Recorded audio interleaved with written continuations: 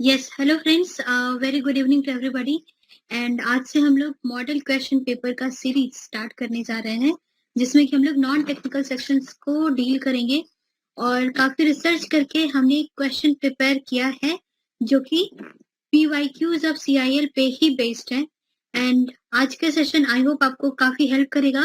और साथ ही साथ आप अपने एंड पे जनरल नॉलेज रिवाइज करते रहिए और try to solve the questions which we are solving. और देखिए कि आपके कितने क्वेश्चंस करेक्ट हो रहे हैं। अगर आप पढ़ते रहेंगे तो कुछ ना कुछ क्वेश्चन जरूर मैच करेंगे।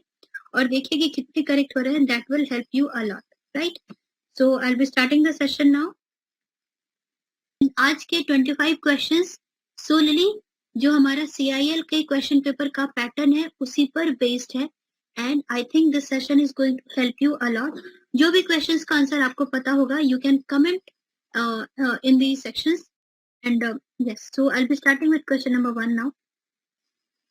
So question number 1 है, which organization has recently launched MyPad My Right program in Leh? कौन सा ऑर्गेनाइजेशन ने लॉन्च किया है?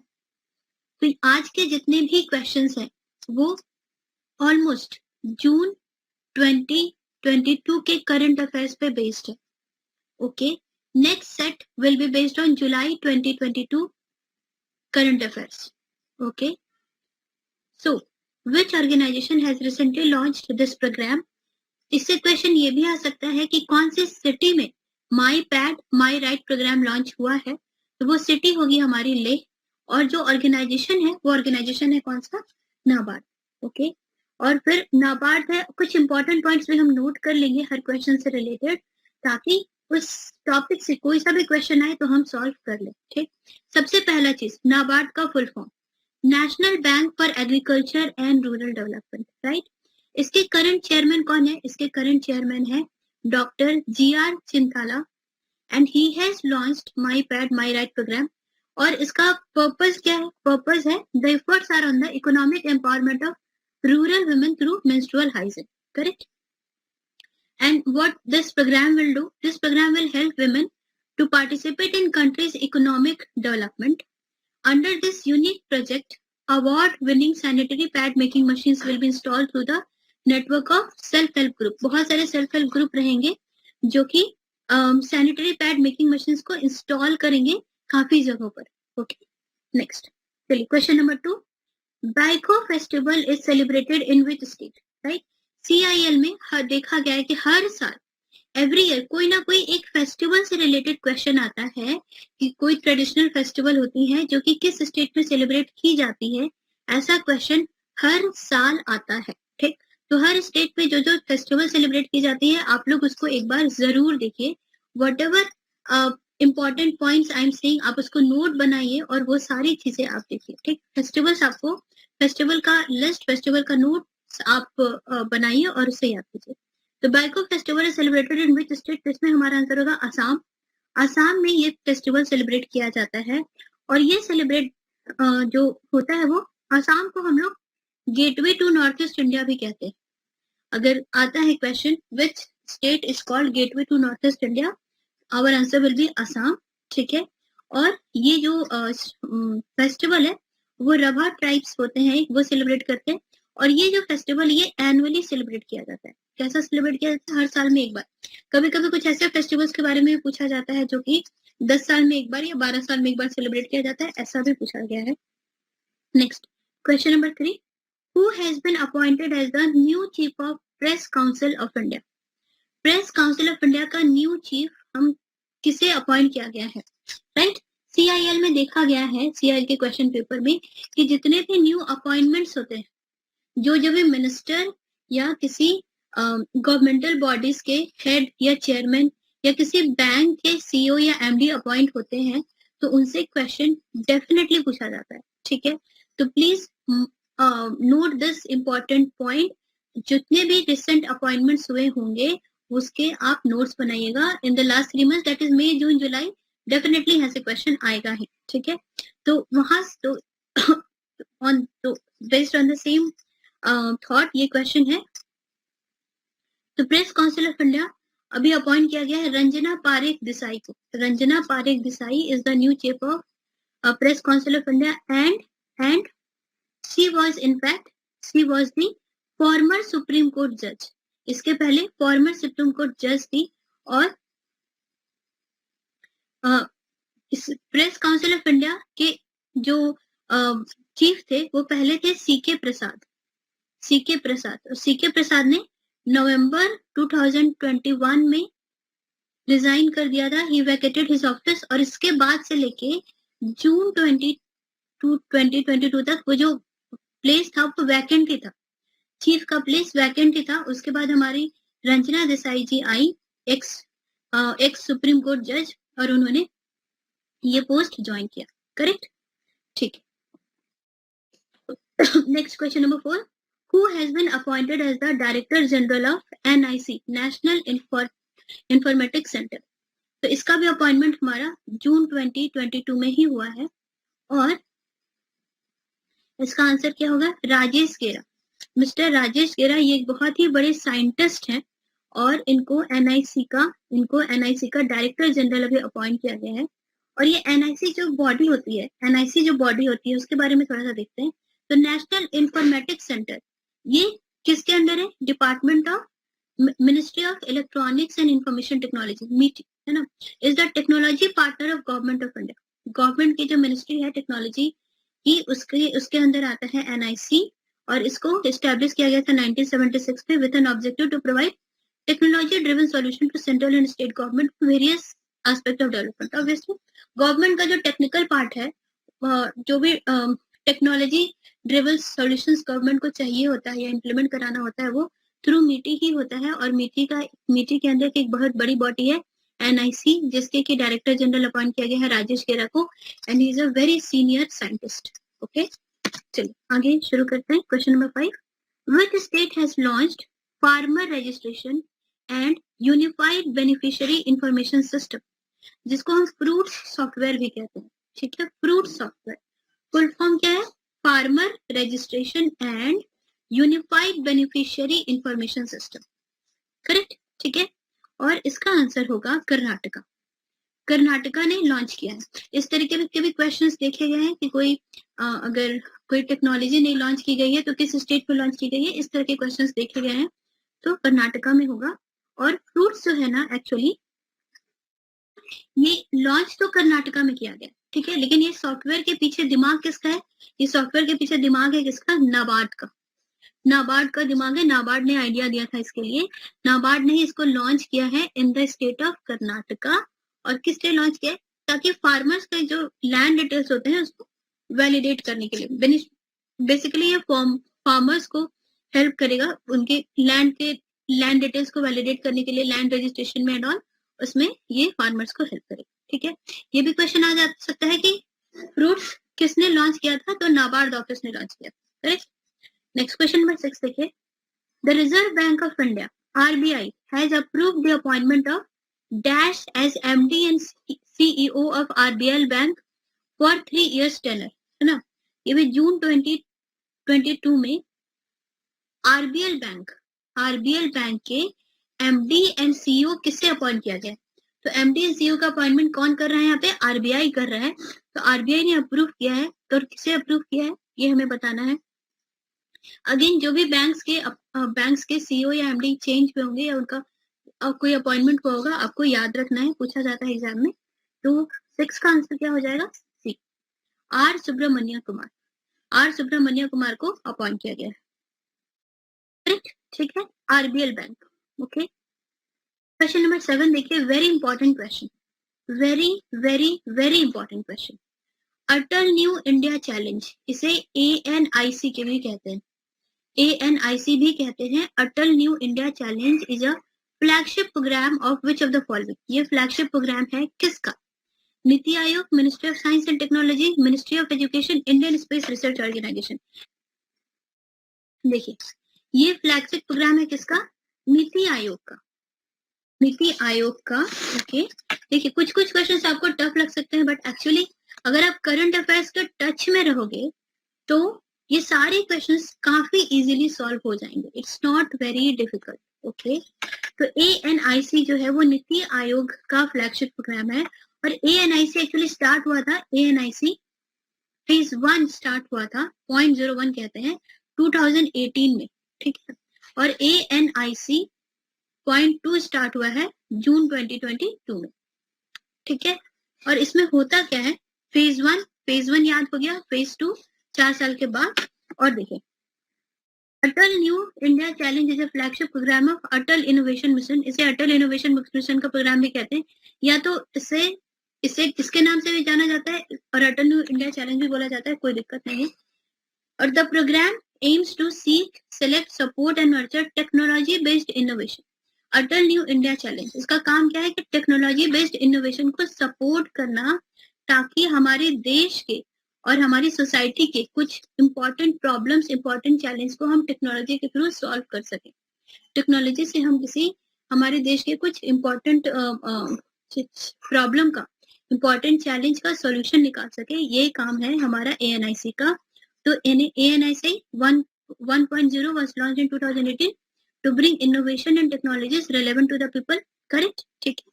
और साथ ही साथ मेरे मन में आया कि जस्ट चेक करूं कि नीति आयोग का फुल फॉर्म आपको पता है कि नहीं, तो इसीलिए मैंने यहाँ पे मेंशन कर दिया क्या है कि नीति आयोग में, नीति का फुल फॉर्म अगर किसी को नहीं पता होगा, ये हमारी मोदी गवर्नमेंट का थिंक टैंक है नीति आयोग, और इसका जो फुल फॉर्म है वो है national institution for transforming India. In case you don't know, जो मैंने मेंशन कर दिया, ठीक है। चलिए, so this is very important question, note देखिएगा। नेक्स्ट क्वेश्चन नंबर 8, अभी जो रिसेंट मंकी पॉक्स डिजीज है उससे रिलेटेड है।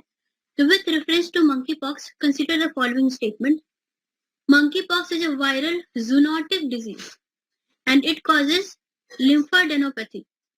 It causes lymphadenopathy. अब पूछ रहा है कि which of the following statement is correct? 1 only, 2 only, both 1 and 2. तो इसका आंसर क्या हो जाएगा? इसका आंसर हो जाएगा both 1 and 2. Zoonotic disease कौन सी डिजीज होती है?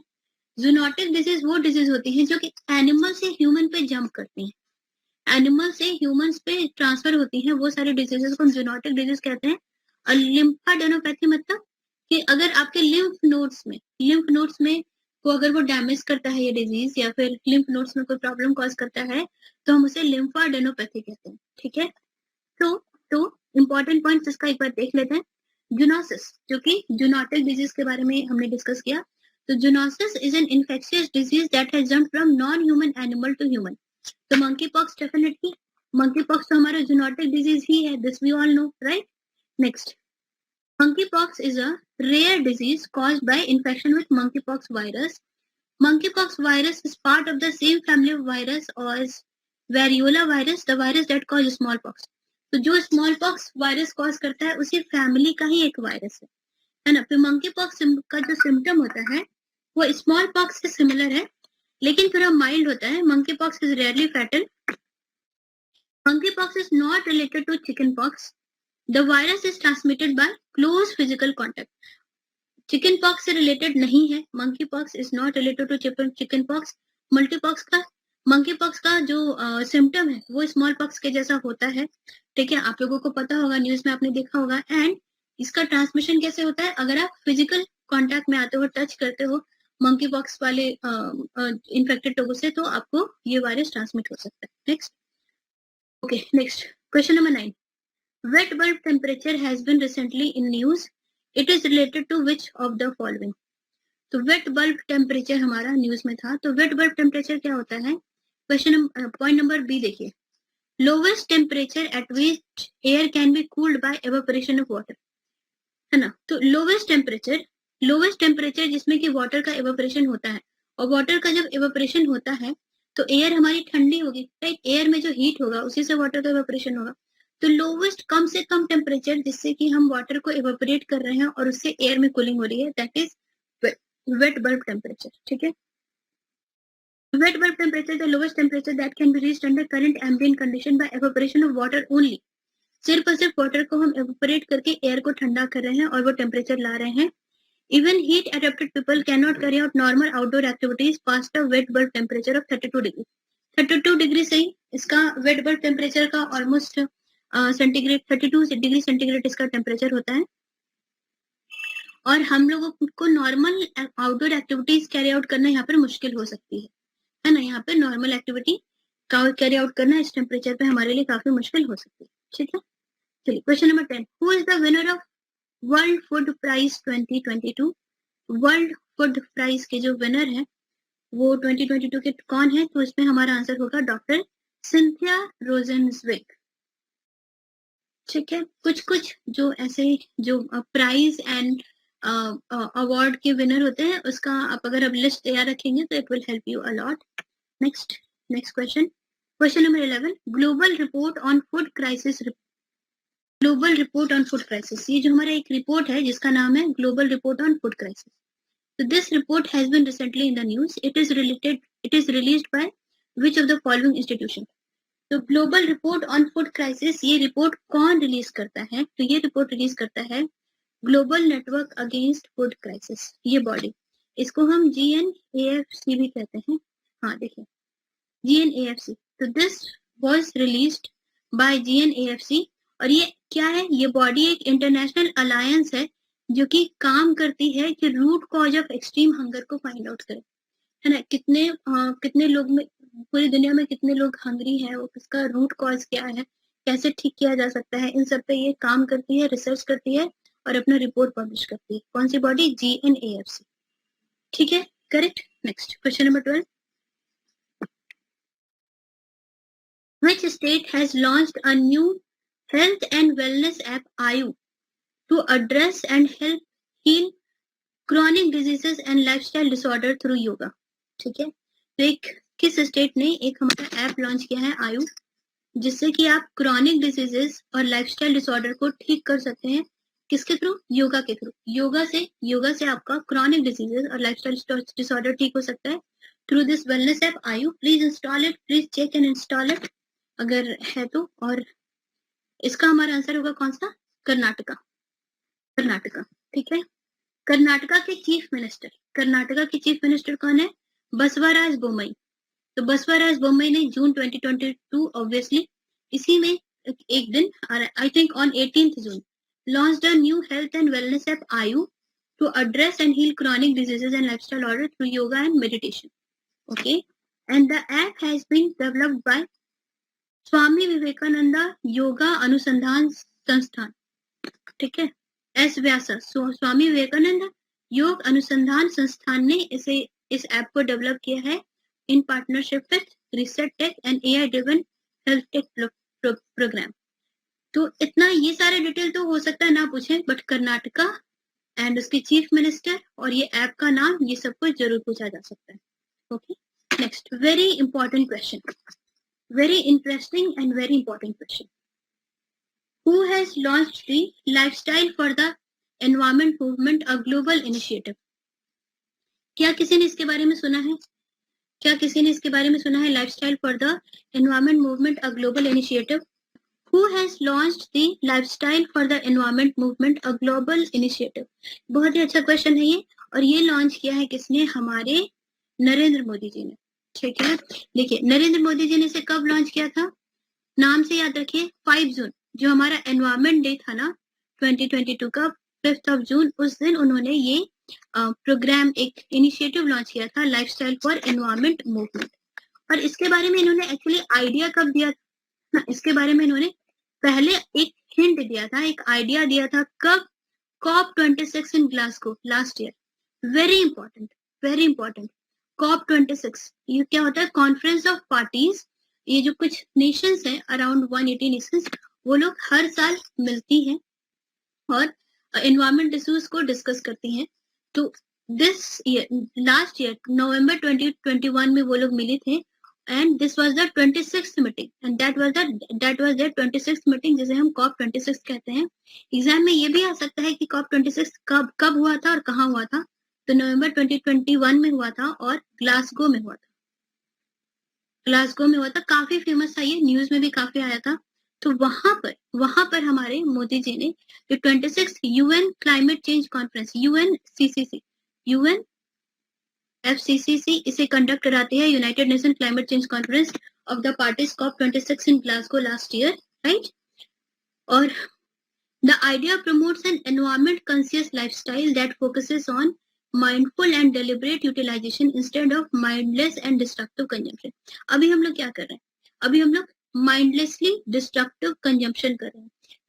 हमें पता है कि एसी से सीएफसी रिलीज होता है, जिससे कि हमारा जो ओजोन लेयर है वो डिप्लीट हो रहा है और हार्मफुल रेज हमें बहुत दिक्कत कर रही है, हार्मफुल रेज। और साथ ही साथ ग्रीन हाउस गैसेस का भी इमिशन हो रहा है, हमारा ग्लोबल वार्मिंग का इशू हो रहा है। बट स्टिल अभी एसी की जो बिक्री है, एसी का जो यूज है वो बहुत बहुत ज्यादा बढ़ रहा है इंडिया में। तो this is in fact mindless and destructive consumption के हमारे पास ऑल्टरनेटिव नहीं है, ऑल्टरनेटिव पे हम ध्यान नहीं देते, ठीक है। तो this idea promotes an environment conscious lifestyle that focus on mindful and deliberate utilisation, okay. फिर this global initiative lifestyle for environment life movement has launch on the occasion of world environment day, जो कि था 5 जून को। तो 2021 में इसका idea propose किया गया था और इसे लॉन्च किया गया था 5 जून 2022। Okay, next question number 14। The Ayurveda Aahar logo was launched by health minister on the occasion of world food safety day. Name the health minister of India. तो हमारे इंडिया के जो हेल्थ मिनिस्टर है वो है मनसुख मांडविया जी, और उन्होंने वर्ल्ड फूड सेफ्टी डे किस दिन है? जून 7 को उन्होंने एक आयुर्वेद आहार का लोगो लॉन्च किया था, ठीक। और उनका नाम क्या है? Mansukh Mandaviya. Yes, the Ayurved Ahar logo was launched by Health Minister Mansukh Mandaviya on the occasion of World Food Safety Day on June 7. Correct? Which country recently released a new geological map of moon?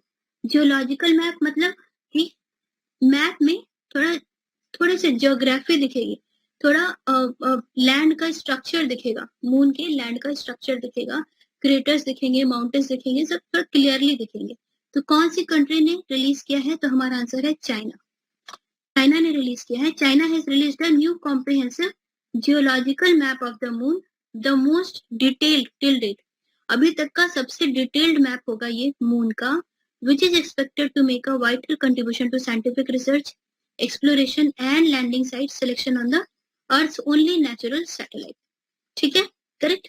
Next चलिए question number 16 पे जाते हैं। Dash was presented with honorary doctorate of literature by Maharashtra Governor Bhagat Singh Koshyari at Rajbhavan, Mumbai. तो doctor of literature का award present किया गया है किसे? रतन टाटा जी को। रतन टाटा जी को रिसेंटली जून में ही डॉक्टरेट ऑफ लिटरेचर का अवार्ड प्रेजेंट किया गया है। मुंबई में प्रेजेंट किया गया है तो महाराष्ट्र गवर्नर ने प्रेजेंट किया है, दोनों चीजें रिलेटेड है। मुंबई में प्रेजेंट किया गया है तो महाराष्ट्र के गवर्नर ने प्रेजेंट किया है। महाराष्ट्र के गवर्नर का क्या नाम है? Bhagat Singh Koshyari. Okay, question number 17, ये भी काफी फेमस क्वेश्चन होगा है। To which king belongs the lion capital at Sarnath? Lion capital at Sarnath है जिसमें कि 4 शेर हैं चारों तरफ। तो वो जो हमारा एम्बलम है वो किस किंग का है? तो that is related to our king Ashoka. Ashoka क्या है? और the lion capital of Ashoka is the capital और head of a column erected by Mauryan emperor Ashoka in Sarnath. जो हमारे मौर्यन एम्परर अशोका थे, उन्होंने सारनाथ में अराउंड 250 BC ये लायन कैपिटल, मतलब ये जो लायन का एम्बलम था जिसमें कि 4 लायन थे इन 4 डायरेक्शन, तो उसे लॉन्च किया था अशोका जी ने, ठीक है। And the 4 Lions of the Indian national emblem, जो हमारे जो 4 लायंस है हमारे नेशनल एम्बलम के, वो एक्चुअली क्या क्या सिंबलाइज करते हैं? Power, courage, confidence and pride. तो अशोका ने लॉन्च किया था, उसके बाद हमारे जो इंडिया ने उसे नेशनल एम्बलम घोषित कर दिया था। और वो जो 4 शेर हैं वो सिंबलाइज करते हैं power, courage, confidence and pride को। एक 2P and 2C। Next question number 18, Tipu Sultan was the ruler of. देखिए हमने देखा है कि हर साल CIL के पेपर में जो general knowledge and awareness section होता है उससे 1 या 2 क्वेश्चन इंडियन हिस्ट्री से पूछा ही जाता है, या तो फ्रीडम स्ट्रगल से रिलेटेड या तो उसके पहले जो हमारे मुगल्स थे उनसे रिलेटेड 1 या 2 क्वेश्चन तो डेफिनेटली पूछा जाता है। तो इसीलिए ये क्वेश्चन है, टीपू सुल्तान कहाँ के रूलर थे? तो टीपू सुल्तान हमारे रूलर थे मैसूर के। ओके। टीपू सुल्तान को in fact first freedom fighter of India कहा जाता है and he is known for his bravery and skills. He had strongly resisted the conquest of British East India Company in Southern India. Southern India में जैसे जैसे British east India company का विस्तार हो रहा था तो उसके खिलाफ इन्होंने बहुत फाइट किया था and he was reluctant to welcome them on his soil, है ना। टीपू सुल्तान जी पहले थे जो कि ब्रिटिश को अलाउ नहीं कर रहे थे कि वो सदर्न इंडिया में खुद को एक्सपैंड करें, अपना बिजनेस एक्सपैंड करें। And Tipu ruled the kingdom of Mysore which he inherited from his father Hyder Ali. Tipu Sultan ने मैसूर में टीपू सुल्तान जी रूल करते थे और he inherited that kingdom from his father Hyder Ali, right. चलिए next question number 19। The southern most point of peninsular India that is Kanyakumari is. Kanyakumari कहाँ पे है? North of tropic of Cancer, south of equator, south of the Capricorn, north of equator. This is very easy question और obviously general awareness का question है ये, तो you can attempt. Please answer कीजिए question number 19। North of equator, south of equator, south of Capricorn या north of tropic of Cancer. Kanyakumari कहाँ पर है? हर साल ज्योग्राफी से भी रिलेटेड एक दो क्वेश्चंस आते हैं, इसलिए मैंने ये क्वेश्चन यहाँ पे इंट्रोड्यूस किया है। एक आइडिया होना चाहिए कि इंडिया का मैप कहाँ पर है, कौन कौन सी नदियां कहाँ पर है, कौन कौन सा जो हमारे जो ये लैटिट्यूड्स है वो कैसे क्रॉस कर रहे हैं। एक ये बेसिक आइडिया तो इंडियन ज्योग्राफी का होना ही चाहिए।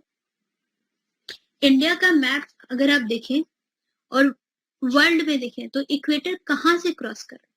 इक्वेटर कहाँ से क्रॉस करता है? नॉर्थ ऑफ इक्वेटर होगा हमारा आंसर। कन्याकुमारी के नीचे से, this is the earth. I don't know if I will be able to draw it properly.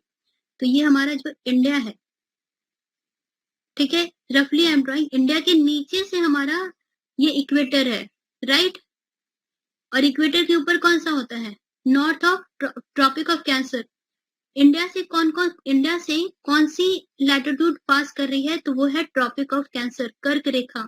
ये सारी बेसिक चीजें हैं, ये सब भी आपको पता होना चाहिए। इक्वेटर नीचे से क्रॉस करता है and sorry for this drawing, don't mind it. और ट्रॉपिक ऑफ कैंसर जो है वो इंडिया से क्रॉस करता है। और कहाँ से क्रॉस करता है? एग्जाम में ये भी आएगा। ट्रॉपिक ऑफ कैंसर क्रॉस करता है, आई थिंक ये गुजरात से जाएगा, महाराष्ट्र से जाएगा एंड डेफिनेटली ये झारखंड से भी जाता है। इन सारे स्टेट्स को ट्रॉपिक ऑफ कैंसर क्रॉस करते हुए जाता है। It should be somewhat upward side, ठीक है, ओके। और इक्वेटर अगर इधर है तो ऑब्वियसली जो कन्याकुमारी होगा वो नॉर्थ ऑफ इक्वेटर होगा, राइट। नॉर्थ ऑफ इक्वेटर होगा,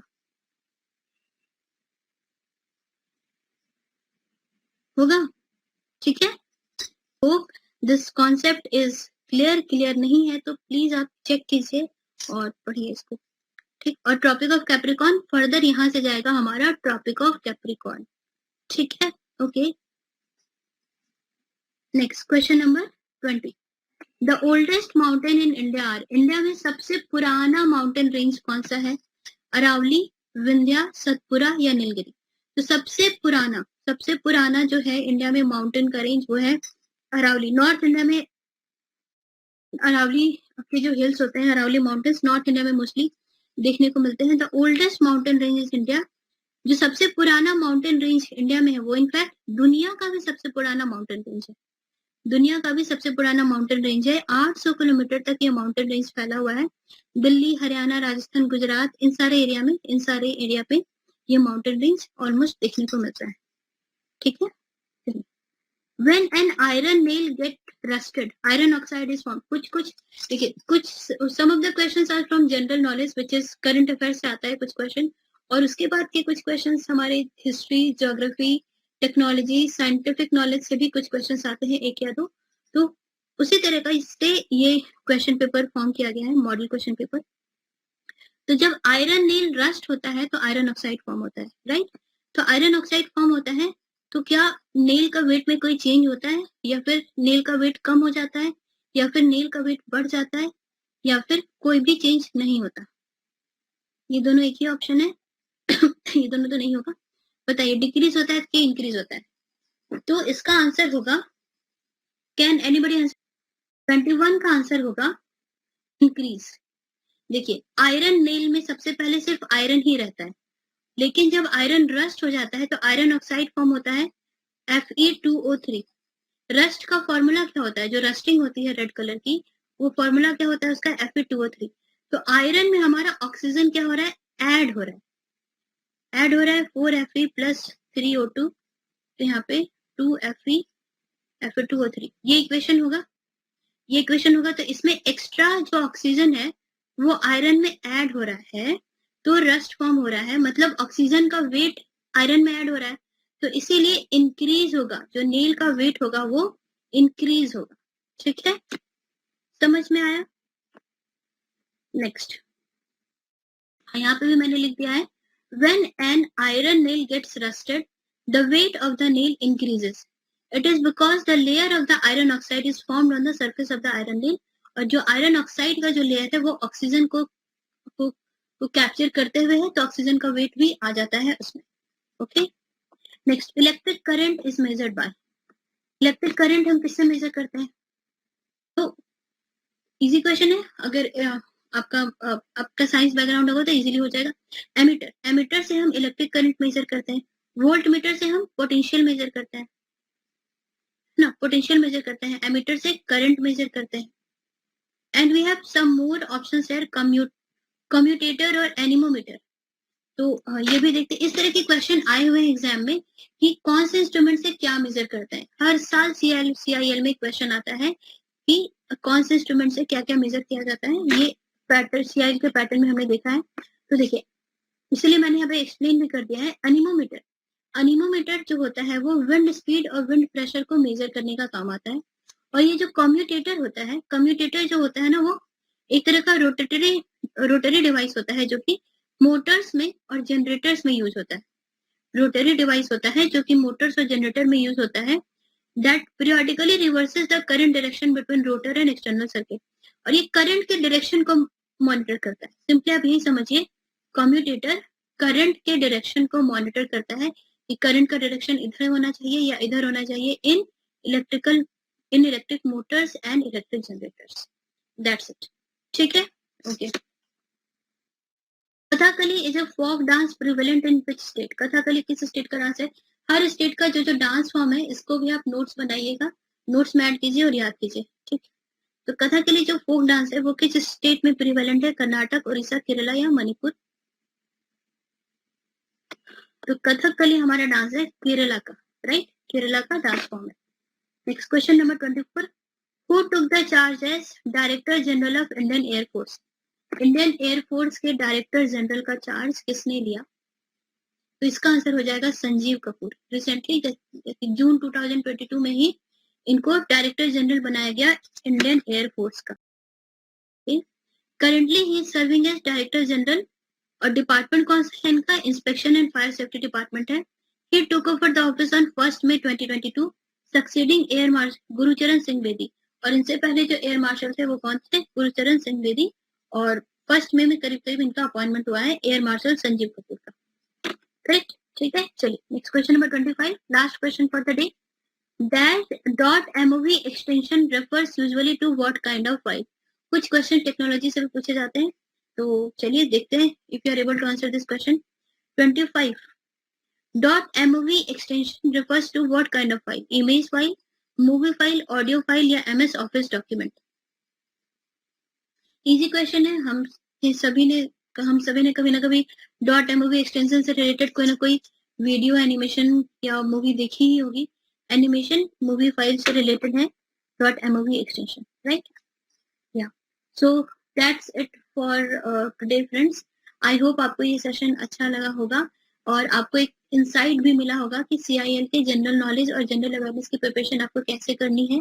and more questions on different on different sections will be coming in future to help you out। and कोई भी query हो, कोई भी आपको suggestions चाहिए हो, तो feel free to comment। And with this I'll be winding up the session and thank you all for your time।